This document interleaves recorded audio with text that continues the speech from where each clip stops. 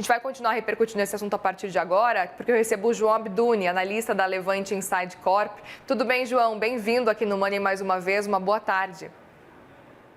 Boa tarde a todos. Muito obrigado pelo convite. É sempre um prazer participar com vocês. Queria muito saber a sua avaliação diante aí desse resultado da Petrobras, porque pelo que a gente está vendo aqui, nenhuma informação que chegou surpreendeu o mercado, mas ainda assim a gente está vendo essa queda nas ações. O que explica na avaliação de vocês?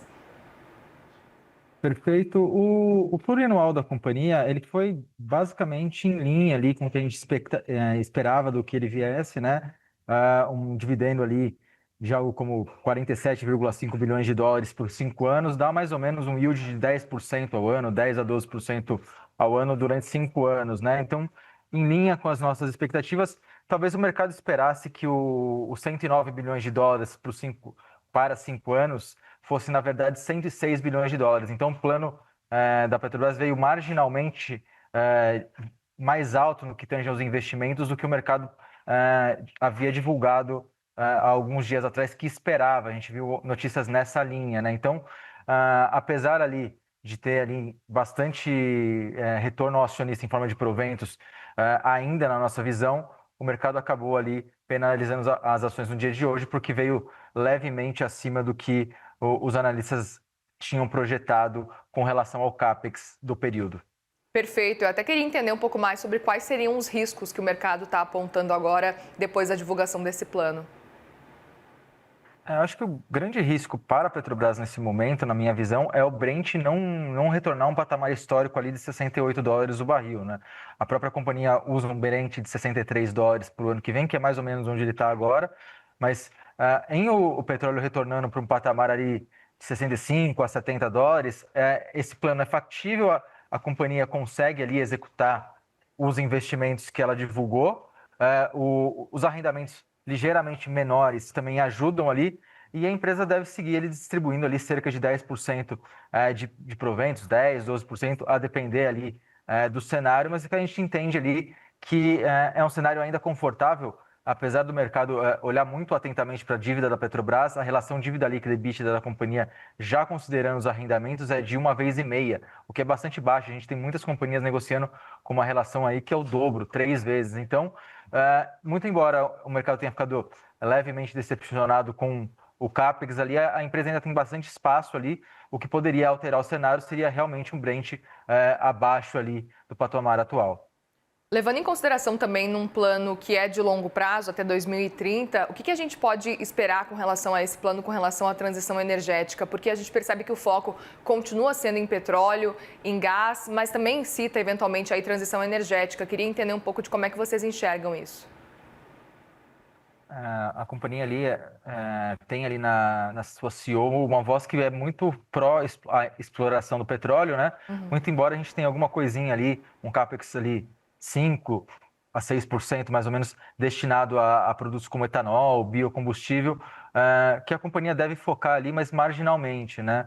A gente observa ali, para quem tem interesse nessa linha de investimentos, talvez a Raízen fosse uma opção mais ligada ali ao SAF, né, ao combustível de aviação, mais ESG, ou então ali o etanol, né? A Petrobras, ao que nos parece, tem um foco ali bastante voltado ainda ao aumento da sua extração e produção de petróleo e o aumento do seu refino, majoritariamente ali buscando aumentar o diesel, tentando tornar o Brasil mais próximo da autossuficiência também ali no refino do diesel, o Brasil que já é net exportador de petróleo bruto.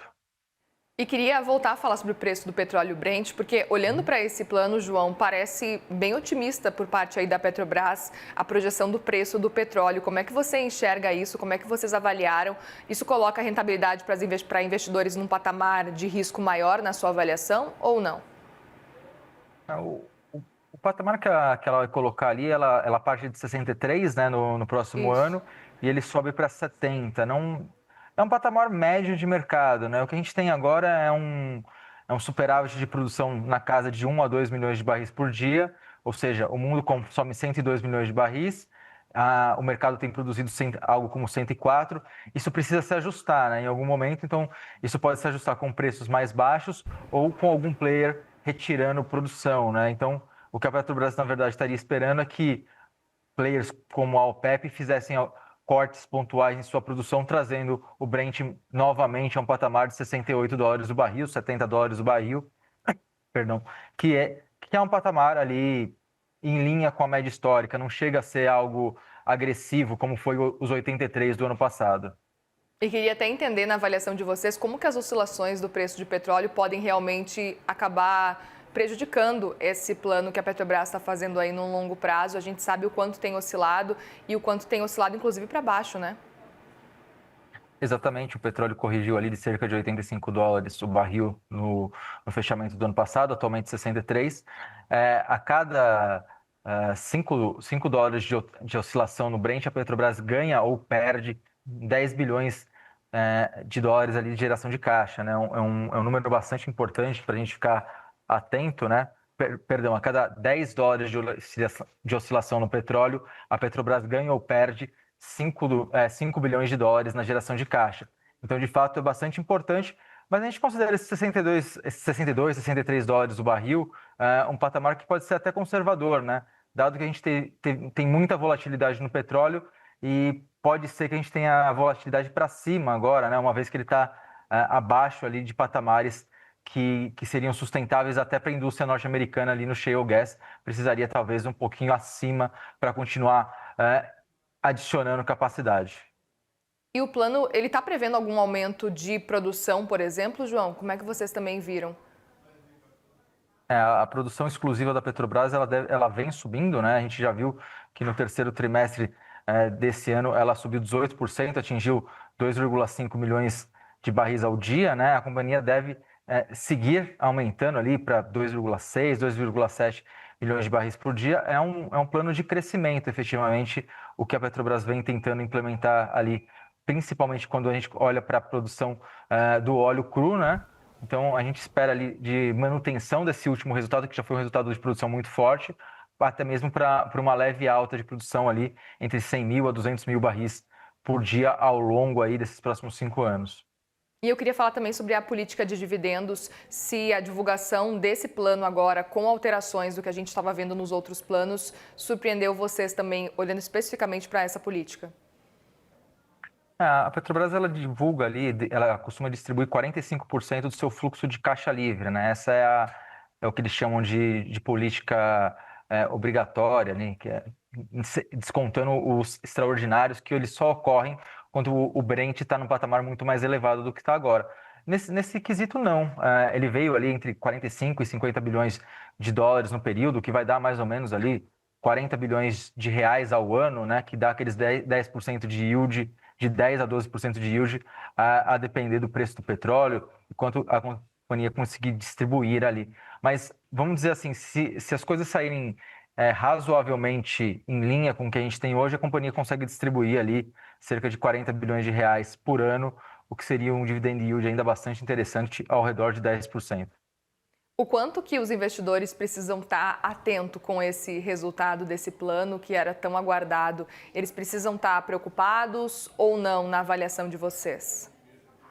Eu acho que ele veio em linha, majoritariamente, tem ali um desvio pequeno de menos de 2% ali, então talvez o mercado esperasse alguma redução, ela não veio do tamanho que ele gostaria, mas assim, foi um desvio marginal ali em relação ao plano anterior, ali quando a gente compara linha a linha, tem pouca coisa que foi dos grandes números alterados ali, acho que a gente segue ali para o próximo ano, a companhia tem tudo para distribuir uma quantidade relevante de proventos e mantendo ali a dívida líquida EBITDA ainda baixa, colocando capacidade de produção.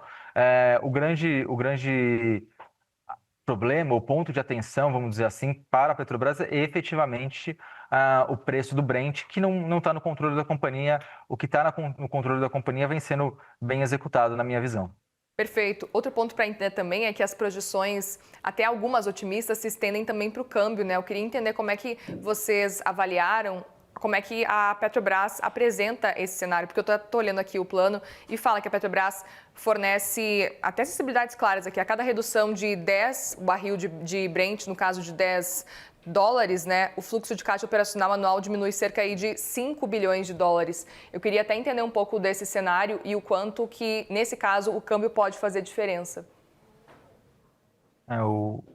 O câmbio a cada 50 centavos de dólar, ele adiciona ou tira meio bilhão de dólar, né? Então, Perfeito. ele é uma variável um pouquinho menor ali, né?